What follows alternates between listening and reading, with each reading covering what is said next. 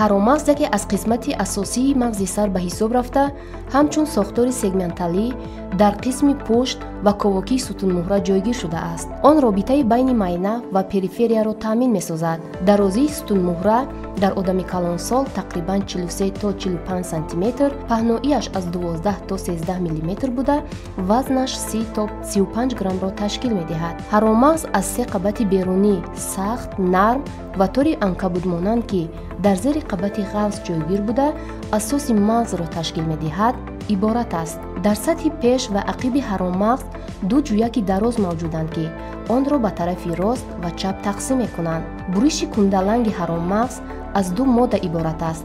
моддаи хокистаранг ки маҷмӯи нейронҳоро ташкил медиҳад дар қисми мобайнӣ ва моддаи сафед ки дар қисми паҳлӯгии ҳаромағз ҷойгир аст изофаи нейронҳоро ташкил мекунад.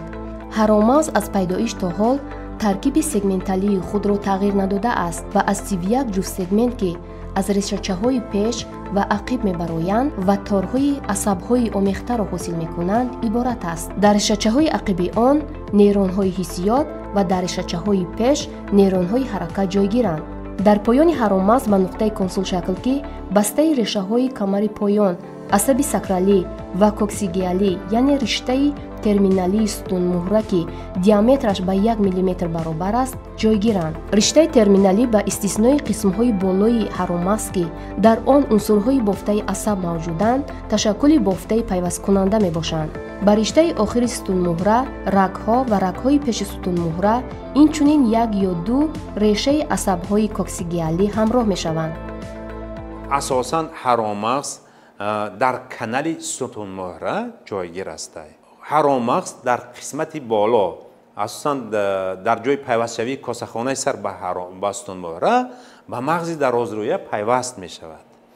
дар қисмати поёни бадан бошад, дар қисмати поёни бадан яъне ҳаромағз дар рӯ ба рӯи муҳраи якум ва дуюми камар оҳиста оҳиста шакли секунҷа ё конусмонандро мегирад ва бо худаш ба охир мерасад, вале аз ҳамин минтақа як риштаи охирин با رشته آخرین شروع می‌گردد که رشته آخرین تا مهره یکم و دومی چهاربند از بافته‌های عصبی و پرده‌های ҳаромағз عبارت است.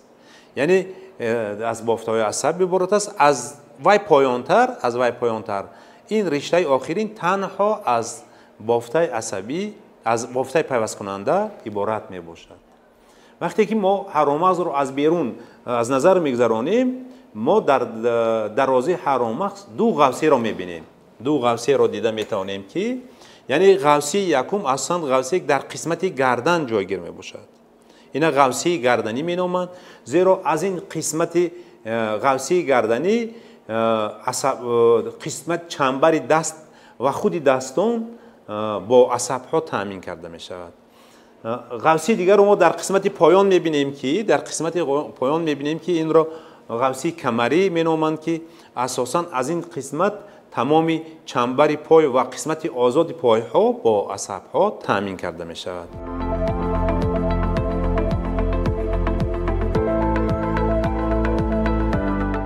дар ҳаромағз моддаҳои махсус вуҷуд доранд ки онҳо дорои рангҳои сафед ва хокистарӣ мебошанд. моддаҳо дар канори ҳамдигар қарор дошта моддаи сафед материяи хокистариро иҳота менамояд. инчунин чуқуричаҳои ҳаромағз онҳоро бо резмонҳои пеш, паҳлӯ ва паст ҷудо мекунанд. рангҳои материяҳо роҳҳои асаб мебошанд ки ҳаромағзро бо майна мепайванданд. васеътарин ва чуқуртарин ҷӯяк фиссураи пеши майна мебошад ки байни моддаи сафедро аз шохаҳои моддаи хокистаранг ҷудо мекунад. вақте ки мо дар буриши кундалангӣ аз назар мегзаронем, дар буриши кундалангӣ мо ду моддаро дар ҳаромағз аз ҳамдигар фарқ мекунем. якум ин моддаи хокистаранг ки моддаи хокистаранг асосан дар марказ ҷойгир аст. дар марказ ҷойгир буда аз шакли берунияш ба шапарак шабоҳат дорад ё ки ба ҳарфи н шабоҳат дорад. моддаи хокистаранг ин ҷои ҷамъшавии нейронҳо яъне ҷасади нейрон ё танаи нейронҳо ва дендритҳо иборат мебошад. моддаи сафед асосан моддаи сафед дар қисмати берунӣ мана ин моддаи сафед аст ки ماده سفید است که در قسمت بیرونی حرامغز جایگیر می باشد. اکنون ببینید که در مرکز حرامغز این ببینید که یک جویکی از مرکز یک جویکی بسیار تنگ شروع می‌گردد که این جویک در قسمت کاسه‌خانه سر با همون جف کاسه‌خانه سر پیوند است و در قسمت پایان آمده، در قسمت پایان احساسته با آخر از شکل میدهچه سربسته را به خود میگیرد. من در اینجا همین دیده استیم که من این ماده سفید است، من این ماده سفید این ماده خاکسترنگی حرامغز می باشد که در اینجا هم روح و هم جویک و هم اون در برش کندلنگی نشان داده شده است. شاخه های عقیب ماده خاکسترنگ بیشتر از نیرون های مابینی خیلی میده یعنی عبارت می باشند. اگر ما دیده تحقیقات های سالهای آخر نشان دادند که نیرون های عقیب 3-4 مرتبه زیاد هستند. نیرون های عقیب اساساً آنها با تمامی ریسپتورهای بیرونی و بر ریسپتورهای بیرونی پیوست هستند. یعنی این نیرون ها توسط شاخه های خود، توسط دندریت های خود حسیاتی که در تمام بدن پیدا میشد این حسیات را قبول کرده این حسیات را به حرامغز انتقال میدهند. ماده سفید حرامغز از سمت بیرونی ماده خاکسترنگ جایگیر بوده از حساب شاخه های حجره عصب به وجود میاد. اصلا ماده سفید رو این اکسون ها تشکیل میدهند. اکسون این از اکثریت نیرون ها یک اکسون دارند. اکسون عادتا خیلی دراز می باشد. اکسون از بیرون با پرده میلینی روی پوش می باشد. وظیفه اکسون اساساً از تنه نیرون همون حسیات را به عضو کاری بردن می باشد. جویکی دراز حرامغز آن را به تنابک های پیش و پهلو و عقیب جدا می کند. یعنی خیلی که قید کردم یعنی وقت جویک تنابک پیش در بین ترقیش میانه پیش و جویکی جانبی پیش، تنابک عقیب در بین جویکی میانه عقیب و جویکی پهلوی عقیب. تنابک پهلوی باشد در بین جویک های جانبی پیش و عقیب حرامغز جایگیر می باشند. پرده بافته زیچکی رگ‌های خون و لیمفا را احاطه می‌کند پولادی سختی حرامغز می‌نامند. آن به دیواره‌های کانال ستون مهره که با پری‌استیا فرا گرفته شده است پیوست نمی‌گردد. اینچنین بین پری‌استیا و قوطی سخت فضای اپیدورالی جای گرفته است که آن دارای بافته چربو و پلکسوس‌های ونوزی میباشد. وقتی که ما حرامغز را اگر از نظر گذرانیم حرامغز هم به مانند مغز سر از بیرون با 3 پرده روی پوش شده است. پرده یکم این پرده سخت می باشد. پرده سخت به واسطه به کانال ستون مهره پیوست بوده از دو پولکچه یا که از دو قبط عبارت می باشد. اساساً این پرده به سوراخی های بین مهره ها پیوست شده. حرامغز را از بیرون حرامغز و 2 پرده دیگر را همچون مثل غلاف از بیرون پرده بیرونی روی پوش می کند. در بین پرده بیرونی و پرده مابینی نیز یک جف خورده عبارت است که این جف اساساً این جف تا به کاسه‌خانه سر پیوستگی دارد و درونش پر از لیمف می باشد. دویم پرده مابینی است یا که پرده تار عنکبوت است. این پرده شفاف بوده از روی شکل بیرونش به همون تار عنکبوت مانند است. بنابراین همین نام را گرفته است. پرده بسیار پرده نازک می باشد.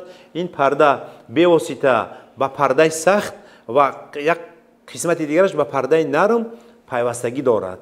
در بین پرده تار عنکبوت و پرده نرم اساساً کاوکی است که این کاوکی پر از لیمف می باشد. یعنی در بین این پرده یک جویک مرکزی است که توسط این جویک از خودی کاسه‌خانه سر تا قسمت پایان حرامغز مایع داخل حرامغز را لیکوار می نامیم که توسط همین جویک حرکت می کند و جویک سربسته می باشد. یعنی همین مایع هم در نتیجه فعالیت رگ‌های خونگرد و خودی پرده‌های مغز سر حاصل شده در محافظت کردن حرامغز اشتراک می‌کند. پرده سوم باشد این پرده رگ پرده میگوییم، پرده نرم مینامیم که این پرده به واسطه به خودی حرامغز با جویک‌ها و با چخوری‌های حرامغز می‌دراید و و این پرده نیز از قسمت بالا و تا پایان حرامغز را از بیرون روی پوش میکند و با توپوگراف حرامغز مانندی دارد. اساساً حرامغز و مغز سر اینها عضوهایی میباشند که با خون بسیار خوب تامین میشوند. شاخه‌های رگ‌های ستون مهره از ارتریای جفت شده اینچنین از سطح برانخیول‌ها و چپش باشد از کمان آورتا، اینچنین از رگ‌های کمربند بالای کتف و گردن، از ارتریای گردنکی بچه‌دان و شاهرگ‌های پسی بین قبرغوی، کمر و پهلویی به حرامغز وارد می‌شوند. اینچنین به آن سه جفت رگ‌های درازی ارتریالی از جمله ارتریای پیش و دو ارتریای قفا پیوست میباشد که حرامغز را با خون تامین می‌نماید. ارتریای پیش ستون مهره که در تنهایی وجود دارد، برخی درازی پیشی حرامغز یکجا می‌شود. خیلی که در این رسم می‌بینید که هر یک قسمت حرامغز توسط رگ‌های مخصوص با خون تامین کرده می‌شود. مثلا قسمت گردنی حرامغز توسط ارتریایی که خون را به گردن می‌آورد، از قسمت گردن به داخل حرامغز در آمده حرامغز را با خون تامین می‌کند. در قسمت سینگی باشد، باز شریان سینگی است که اولا ستون مهره و بعدا خود حرامغز را با خون تامین می‌کند. بغیر از این طلبات حرامغز با انرژی بسیار کلان است. خصوصا منبع انرژی حرامغز و مغز سر گلوکوز به حساب می‌رود. تصور کنید که اگر مقدار گلوکوز در خون اگر از 2 میلی مول کم شود، خطری به کام افتیدن است. بنابراین پیش از همه ارگانیسم اگر نارسایی همین ماده‌های غذایی باشد، از حساب همان منبع ذخیروی گلوکوز که در جگر موشک‌ها در شکل گلیکوژن موجود است، اینا تجزیه شده اول اینها را با انرژی تامین میکنند.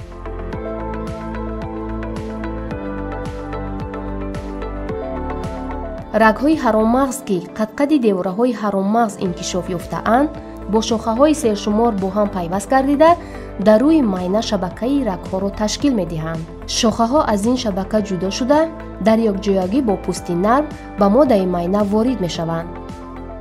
هرچند ستون مهره به طور واضح به قسم‌ها تقسیم نشده باشد هم، اما آن به قسم‌های سگمنتالی جدا شده است. سگمنت حرامغز از دو جفت ریشه پیش و دو جفت قفا عبارت است. قفس سینه، گردنک بچه‌دان، کمر، ساکرال و کوکسیگالی نیز به گروه‌های سگمنت داخل می‌شوند. یکی از وظیفه‌های مهمترین حرامغز این وظیفه رفلکتوری میباشد. رفلکس گفته ریاکسیون جوابی ارگانیسم رو با انگیزنده بیرونی و درونی که با اشتراک حتمی سیستم عصب به عمل می‌آید، این رفلکس نامیده می‌شود. اکنون از خودی ساختار حرامغز معلوم است که از خودی ساختار حرامغز از خودی گردن آدم شروع شده تا قسم نوک پای همشون توسط حرامغز با عصب‌ها تامین می‌باشند. با عصب‌ها بنابراین تمام آن ریاکسیون جوابی، تمام آن رفلکس‌هایی که در بدن آدم به عمل می‌آید، همه آنها به حرامغز وابسته می‌باشند. تصور کنید که رفلکس‌های حرامغز این قد و راست شدن پای، حرکت کردن، یعنی کوردیناسیون حرکت را رعایت کردن، یعنی موازنت بدن را نگاه داشتن، این چنین رفلکس‌هایی که مثلا یگان کار را توسط دست به انجام دادن، همه همینا با حرامغز وابسته است. هنگام آسیب دیدن اگر از حرامغز یگان قسمت حرامغز اگر آسیب بیند، یک بار همه قسمت بدن تمام حسیات و تمام حرکت از بین می رود.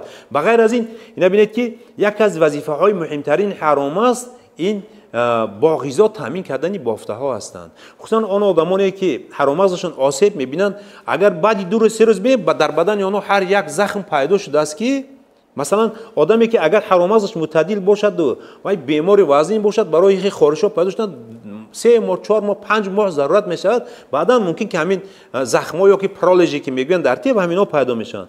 اما هنگام آسیب دیدن حرامغز بعد 2-3 روز حتما همین خیلی تغییرات به عمل می‌آید. یعنی که تصور کنید که حرامغز به غیر از این توسط یک قطار رفلکس‌های مثلا رفلکس‌های سیستم اخراج شاشه، سیستم عضوهای جنسی رو نیز تنظیم می‌کند.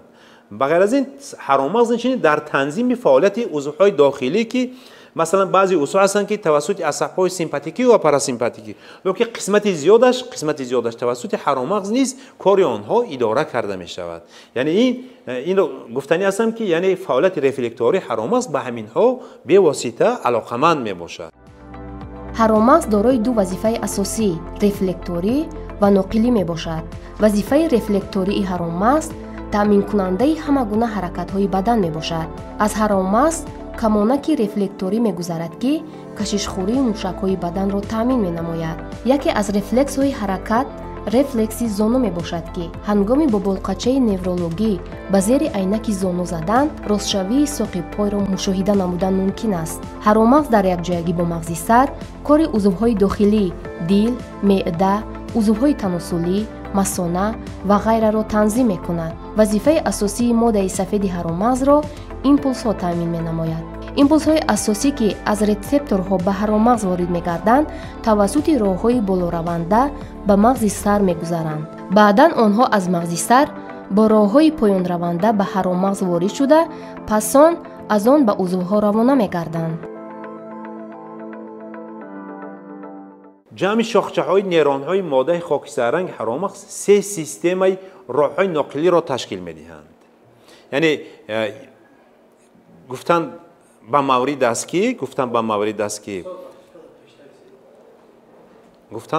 است که یعنی اگر ما نیرون های حرامغز را از نظر گذرانیم یعنی مثلا یک قسمت نیرون ها آنها نیرون های حساس می باشند. وظیفه آنها خبری که در تمام مثلا در تمام ریسپتورهای بدن به عمل می بیایند این خبر را به حرامغز انتقال می دهند. و نیرون از همه تصور کنید که در خود یک حرامغز 11 13 5 یا 14 میلیون نیرون جایگیر می باشد. از همین نیرون ها همگی 3% را اگر بینیم نیرون های حرکتی یا که مرکزگریز تشکیل می دهند. یکون 4-5% را اگر نیرون های مرکز شتاب تشکیل دهند همه دیگر رو نیرون های اسوسیاتیو میگیم یا که نیرون های مابینی تشکیل می دهند. نبینید که اصلا این ببینید که بنچه های نیرون های اسوسیاتیوی آنها بسیار اندازهشون خرد هستند. آنها اونقدر شاخه های آنها دراز نیست. آنها یک یا دو شاخه دارند. آنها میتونند که این نیرون های اسوسیاتیوی یا که مابینی میتونند که همین یک قسمت معین حرامغز رو مثلا 2-3 سگمنت رو با یکدیگر پیوست میکنند. اول یک سگمنت رو دو قسمت سگمنت رو با یکدیگر اینچونی 2-3 سگمنت رو بنابراین هنگام آسیب دیدن یک بنچه مثلا پورا یک طرف حسیاتش گم نمیشد زیرا از سگمنت همسایه هم بتواند که با 2-3 سگمنت دیگر رو با عصب تامین نماید.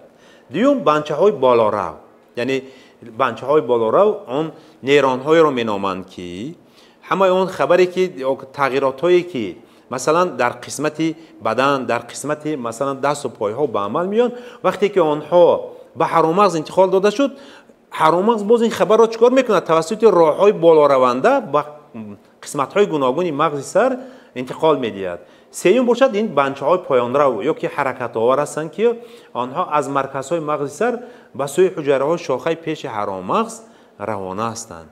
یعنی این راه ها اساساً از خود نیم کره های کلان مغز سر از مغز مابینی از تپچه بینایی از مغز میانه از خود مغزچه آمده به نیرون های پیش حرامغز پیوست شده بعداً به عضوهای کاری انتقال داده می شوند. اساسی کاری حرامغز را نیمکره‌های کلان مغز سر به تنظیم درآورند. این عمل را هنگام آسیب یافتن یا کنده‌شوی حرامغز مشاهده کردن ممکن است. مغز سر معتدل کار می‌کند، اما اکثر رفلکس‌های حرامغز که از جای ضرر دیده پایان‌تر می‌باشند، نست می‌شوند. چون این آدمان قابلیت کارکنی و حرکت دادن دستان را دارند، اما قسم پایانی بدن آنها به حرکت می‌شود.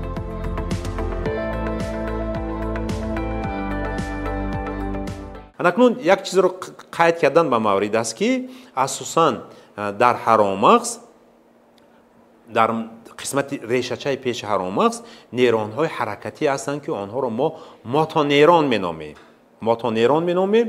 мотонейронҳо ин ба алфа ва гамма ҷудо мешаванд. алфа мотонейронҳо андозашон аз 30-40 то 70 микрометрро ташкил карда танаи нейронҳо шакли секунҷаро доранд ва ин мотонейронҳо бевосита ба мушакҳо пайваст ҳастанд.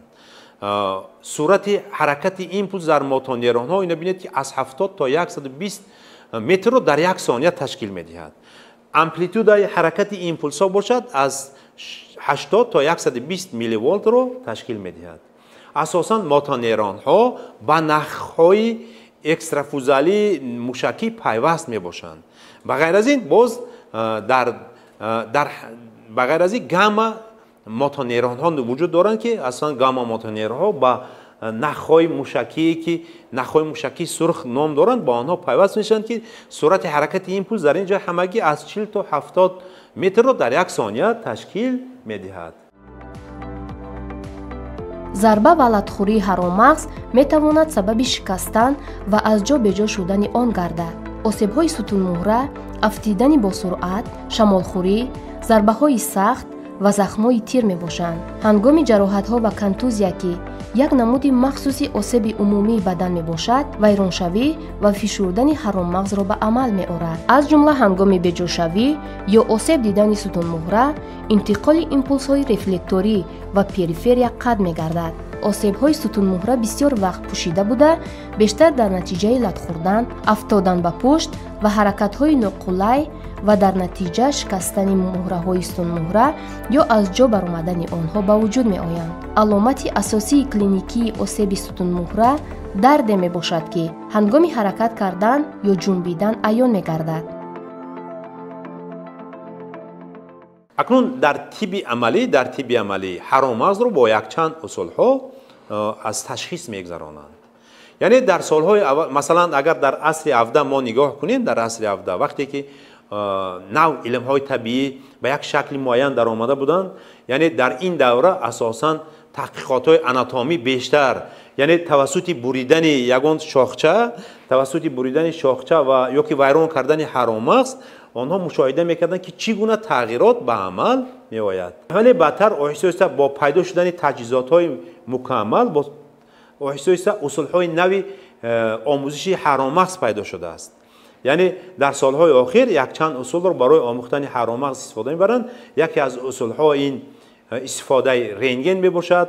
усули дигаре аст ки тавассути компютери томографияи компютерӣ аст ҳаромағзро аз назар мегзаронанд. ба ғайр аз ин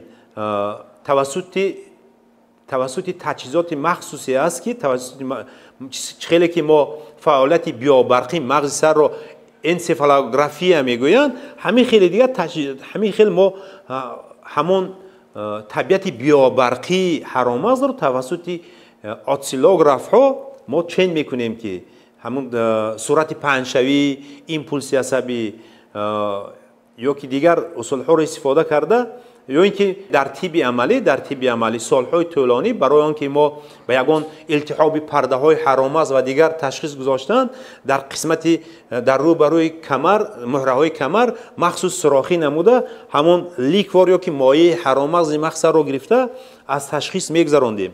яъне вақте ки ягон сироати бактерияви менингокок аст ё ки ягон масалан вирусҳое ҳастанд ки онҳо вақте ки ба организм медороянд, масалан метавонанд илтиҳоби пардаҳои мағзи сар ва мағзи сарро ба амал оранд, тавассути таҳлили ҳамон ликвор мо метавонистем ки бемориҳои ҳаромағз ва мағзи сарро муайян намоем. пардаҳои ҳаромағз камакак аз байни мӯҳраҳо берун мебарояду аз байни меҳраҳо берун баромада баъдан тавассути меҳраҳо зер карда мешавад ва дард дар қисмати камар, агар грижа дар қисмати камар бошад, дард дар қисмати камар ва баъдан аз қисмати камар ҳамин асаби сурин аст ки то ба нӯги пой рафта мерасад. агар ҳамин асаб зер карда шавад тавассути меҳраҳо, баъдан ҳамин дардро то нӯги ангушони пой мо ҳис мекунем ки ин табобати ин беморӣ аввало тавассути машқҳои гимнастикӣ ва баъдан агар агар грижа масалан андозаш васеъ бошаду байни мӯҳраҳо камакак ҷаф зиёдтар бошад, маҷбур мешаванд ҷарроҳӣ усули ҷарроҳиро истифода намуда ҳаминро бартараф мекунанд. Дар бисёри ҳолатҳо натиҷаи мусбӣ ҳам метиҳаду баъзан ина бинед ки тағйиротҳои синни солӣ бошад. Тағйиротҳои синни солӣ агар ҳамин мӯҳраҳо дар байни ҳар як мӯҳра як тағояке вуҷуд дорад ки ҳамун шакли ҳалқаро дорад, тағояки диск шакл. Баъзан одамоне ҳастанд ки ҳамин мӯҳраҳо ҳамин тағояк хурҷа мешавад ва баъдан ҳамин байни мӯҳраҳо як масофаи калонтар пайдо мешавад ва дар ҳолати пайдо шудани ҳамин масофа баъд метавонад ки ҳамон асабро зер кунад. агар асаби ҳиссиро зер кунад ҳама вақт дард, агар решачаи пешро чӣ кунад, мо ҳолати ҳаракати мо каме ба тағйирот дучор мегардад ва баъдан мумкин агар яъне дар тибби амалӣ баъзан ҳар гуна пластинкаҳо агар ки ҳамин тағояк хурҷа шуда бошаду бисёр тунук шуда бошад, махсус пластинкаҳое ки аз металлҳои нодир тайёр мекунанд, ҳамин пластинкаро мегузоранд. хай дар бисёри ҳолатҳо мумкин аст ҷарроҳӣ натиҷаи хуб метиҳад, баъзан ҳолате мешавад ки он қадар натиҷаи хуб ҳам наметиҳад.